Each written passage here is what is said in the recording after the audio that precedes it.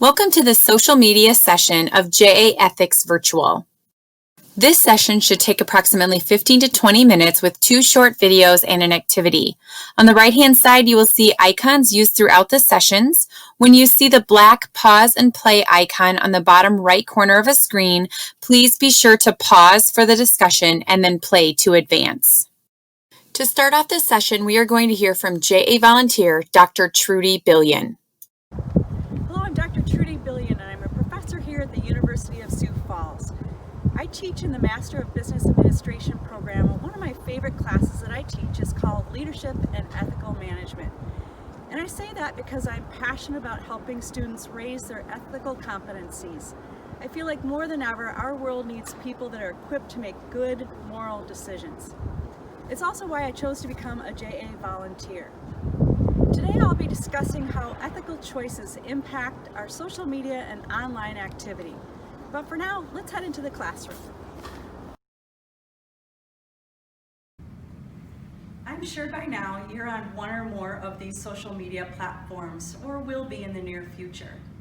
But have you stopped to consider which one of these you gravitate towards more than the others? In addition, what types of posts do you really like watching or viewing? I know for myself on Instagram, I only follow people or organizations that I find to be uplifting or inspiring. They usually reflect some sort of an interest or an activity that I enjoy. I also want you to think about the posts that you don't like watching or viewing. What do they tend to have in common? I think we can agree that social media can be positive or negative depending on what we choose to do with it. We should also consider that ethical behavior is not just limited to what we do in the real world, but it impacts our behavior in the digital world as well. My background is in human resources, and I can tell you that employers, as well as universities and even some high schools, believe that social media is a major concern. You know, we might think that our posts are done on our own time, our own devices, involve our own space and thought. But in reality, employers as well as schools believe that students and employees' speech should reflect the values and the image that the organization wants to portray.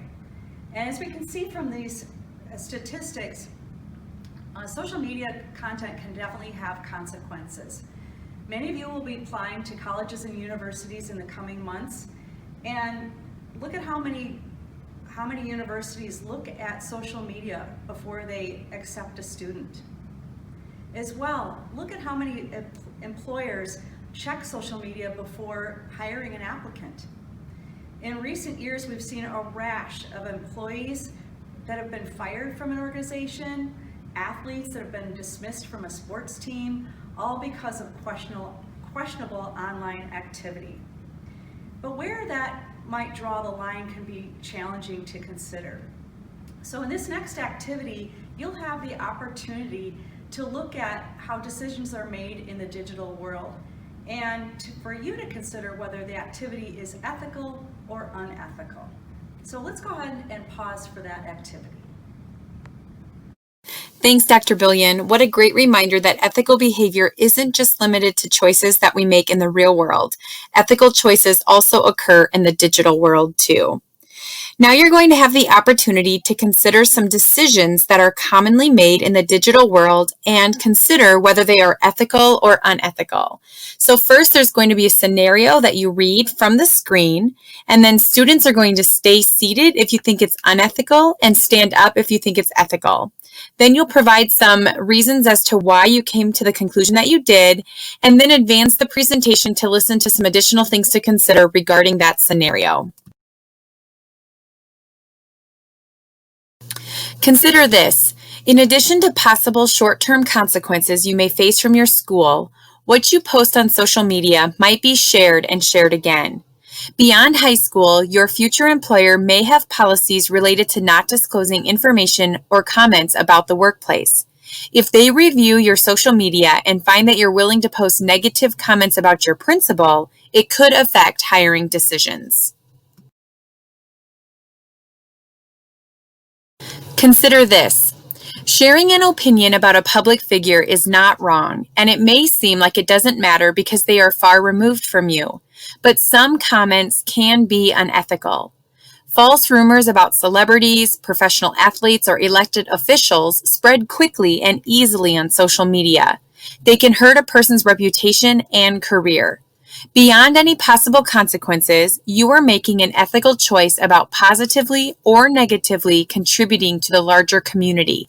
You can share a negative opinion if it adds to a conversation, but being mean in hopes of getting attention isn't good for anyone. Consider this. It probably seems innocent and ethical on the surface. Who doesn't love cute pictures of pets? However, your post reveals personal information about your neighbor and raises awareness that the neighbor is not at home.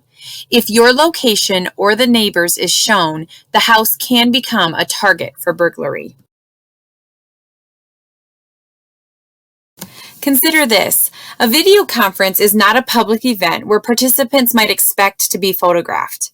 Sharing and identifying people online, especially non-adults, can lead to unwanted and unexpected contacts. In addition, commenting about people is a form of gossiping and can be hurtful and sometimes even considered a form of bullying. Consider this. Even though classes are online, test-taking rules don't change. Even though the technology is different, it would be the same as if you wrote answers on your hand or brought a cheat sheet into the classroom. It's a form of dishonesty. Even though there are appealing short-term advantages, there may be consequences if you're caught, and you are potentially forming a habit of trading in real learning for dishonesty.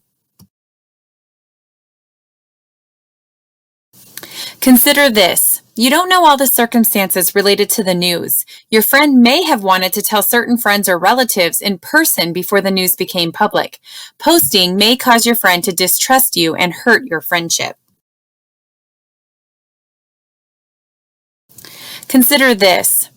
This is another situation that may appear to offer the short-term gain of getting to see someone else's private data, but it could have significant long-term consequences. Broken trust can be difficult to repair, and sometimes you learn things about people you wish you never knew. Consider this. If spectators are using GoPro-type cameras to capture footage of a sport or event, players are expecting their actions to be captured and shared. It's always a good idea to get permission before sharing anything that might hurt or embarrass someone, but generally this would be ethical. However, if a person weren't aware that his or her actions were being captured, it would be unethical to benefit from someone's pain and embarrassment. Well, welcome back. Research shows that when a person has a framework, principles, or a set of guidelines to follow, they're more likely to make a better ethical choice. And when it comes to social media, this is no different. So here are a few guidelines that I like to follow, and I hope that you'll find them easy to remember as well. The first is a tested time. You know, they say anything we put on social media can be found later. It's forever. But beyond that, is what you're posting today something you'd want an employer or a university to see a year from now or 2 years from now? The second guideline I always told my kids is, does it pass the grandparent test? Would you be proud to show this post to your grandparents? And for you, that could be a grandparent, but also could be a neighbor, a close family friend, someone whose opinion you value and trust and admire. The third rule is that of the golden rule, doing unto others as you would have them do unto you. In other words, being a good friend. There's a lot of research that is showing that heavy social media use in young people is linked to higher rates of depression, anxiety, and feelings of loneliness. And so I always want to think about what am I posting and how am I helping other people feel good about themselves. 1 in 6 teens today have experienced some form of bullying online. There was an incident a couple years ago in an area high school where a student thought she was doing something fairly innocuous. She took a picture of someone else in the locker room, sent it to a mutual friend, And by day's end, it had spread over the entire high school. And that simple action had devastating consequences, not just for that poor girl in question, but the poster as well. It had legal consequences. And so I often think of the words of Maya Angelou, who said, "People might forget what you did, they might forget what you said, but they'll never forget how you made them feel." And I think we all want to be that positive poster on social media, because in reality, everything we're doing online is creating our own reputation and our own social media brand. So I just leave you with this idea that, be smart, think first before you post, be a good friend, be a good leader, and above all else, be a great example of someone with moral and ethical courage. Once again, thank you to Dr. Billion for taking the time to share that message. So what's next?